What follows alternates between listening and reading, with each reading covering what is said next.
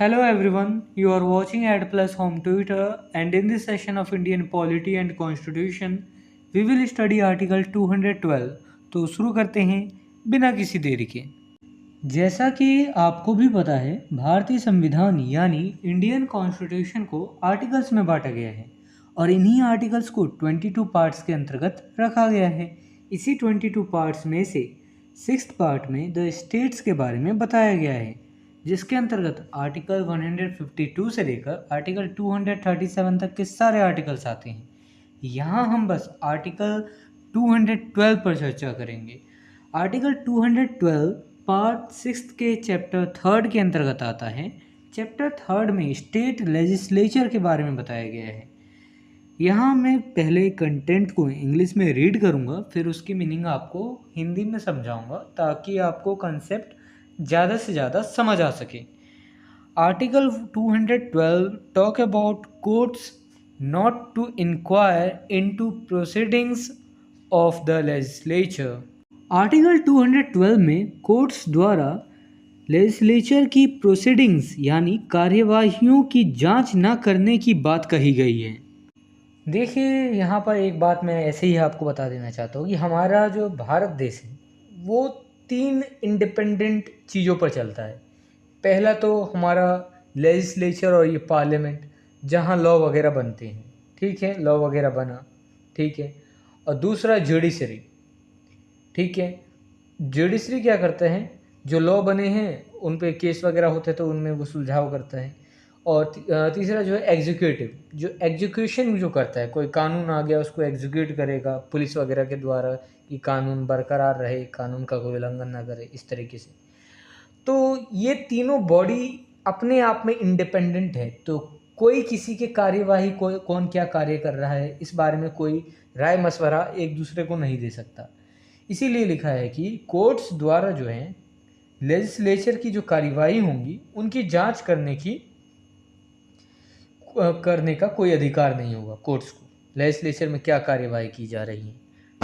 Article 212 clause first, the validity of any proceedings in the legislature of a state shall not be called in question on the ground of any alleged irregularity of procedure। किसी state legislature की किसी कार्यवाही की validity को procedure यानी प्रक्रिया की किसी कथित इरेगुलरिटी के आधार पर क्वेश्चन नहीं किया जाएगा। अब मान के चलिए कि लेजिस्लेचर है, स्टेट का लेजिस्लेचर है, अपनी प्रक्रिया को जो है वो कथित रूप में इरेगुलरिटी कर रहा है, मतलब रेगुलर नहीं है, अपनी प्रक्रिया को रेगुलरिटी के साथ नहीं चला रहा है। तो इस आधार पर जो है किसी स्टेट लेजिस्लेचर की किसी कार्यवाही की वैलिडिटी पर क्वेश्चन नहीं किया जा सकता है। Article 212 clause second, no officer और member of the legislature of a state in whom powers are vested by or under this constitution for regulating procedure or the conduct of business or for maintaining order in the legislature shall be subject to the jurisdiction of any court in respect of the exercise by him of those powers।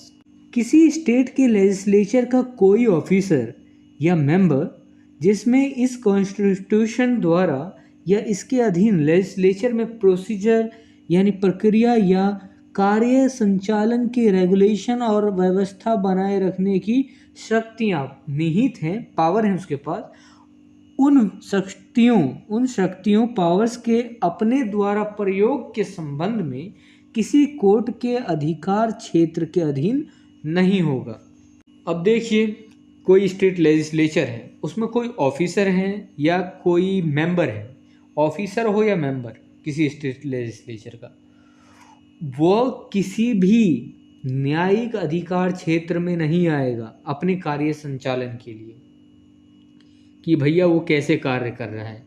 अब उसकी मर्जी है भैया वो कैसे भी कार्य चलाए। अब लेजिस्लेचर है, लेजिस्लेचर के ऊपर कोई इंडिपेंडेंट है ना, उसके ऊपर कोई कार्यवाही नहीं कर सकता। जैसे ज्यूरिसडिक्शन है, इंडिपेंडेंट है, एग्जीक्यूटिव बॉडी है, इंडिपेंडेंट है। तो बॉडी जो इंडिपेंडेंट होती है उसके ऊपर किसी का अधिकार नहीं होता, वो अपने आप ही रन होती है, बस कुछ चीज़ों से इंटर रिलेटेड होती हैं लेकिन इंडिपेंडेंट होती है। तो किसी ऑफिसर या मेंबर पर जो है कोई कार्यवाही नहीं की जाएगी, वो किसी भी अधिकार क्षेत्र में नहीं आएगा, किसी कोर्ट के अधिकार क्षेत्र में नहीं आएगा जिसमें इस कॉन्स्टिट्यूशन द्वारा या इसके अधीन लेजिस्लेचर में प्रोसीजर या कार्य संचालन के रेगुलेशन और व्यवस्था बनाए रखने की शक्तियां प्राप्त हैं। तो इन शक्तियों को अगर वो प्रयोग करता है इस संबंध में, तो वो किसी कोर्ट के अधिकार क्षेत्र के अधीन नहीं आएगा। If this video is helpful for you, then please like and share this video, and if you want see some more these type of videos, then subscribe the channel and click the bell icon and select the all option for upcoming videos. And I hope you have a great experience by watching the Ad Plus Home Tutor.